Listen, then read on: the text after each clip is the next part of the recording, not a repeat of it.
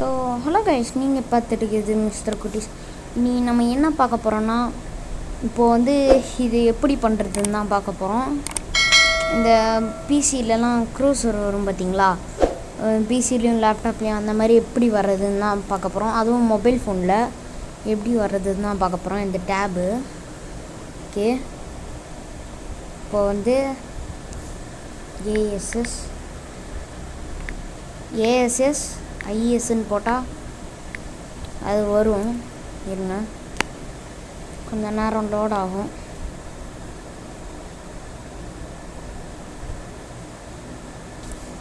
Assistant மெனுன்ட்டு ரெண்டாவதுல இருக்குது. இதோ இருக்குது பார்த்தீங்களா,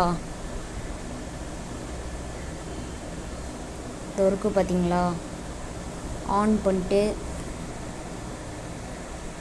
பண்ணிட்டீங்கன்னா இந்த மாதிரி ஒரு சிம்பிள் மாதிரி வரும். அசிஸ்டன்ட் மெனுவில் நீங்கள் வந்து கொஞ்சம் இது பண்ணணும். நீங்கள் சிங்கிள் டேப்பில் ஸ்வைப் பண்ணுற மாதிரி பண்ணணும், இல்லைனா இங்கேயே ஒட்டிக்கிறோம்.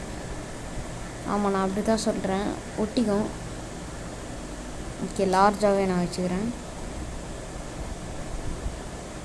உங்களுக்கு எந்த சைஸ் வேணுமோ நீங்கள் அந்த மாதிரி வச்சுக்கலாம். எனக்கு லார்ஜாக இருந்தால் தான் பர்ஃபெக்டாக இருக்கும். ஆனால் தான் இப்போது வந்து க்ரூசர் எப்படி வர வைக்கிறதுரா அப்படின்னு கேட்டிங்கன்னா, தேவையில்லாமல் இதை பேசிகிட்டு இருக்கேன். க்ரூசர் எப்படி வர வைக்கிறதுன்னு கேட்டிங்கன்னா, ஸ்க்ரால் பண்ணிட்டே வாங்க. க்ரூசருன்னு இது இங்கே இருக்குது பார்த்தீங்கன்னா,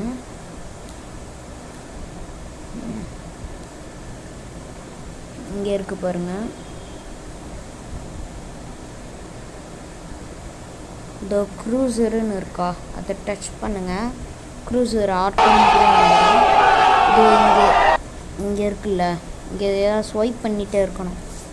நீங்கள் எந்த பக்கம் போடுறீங்களோ அந்த பக்கம் ஸ்வைப் பண்ணணும். இப்போ வந்து நான் வந்து வெளியே போகிற மாதிரி கிளிக் பண்ணுறேன். வெளியே போயிடுச்சு. நான் வந்து மேலே கிளிக் பண்ணுறேன், மேலே வந்துடுச்சு. அவ்வளோதான் கைஸ். இந்த வீடியோ பிடிச்சிருந்ததுனால லைக் பண்ணுங்கள், ஷேர் பண்ணுங்கள், சப்ஸ்கிரைப் பண்ணுங்கள். Bye guys.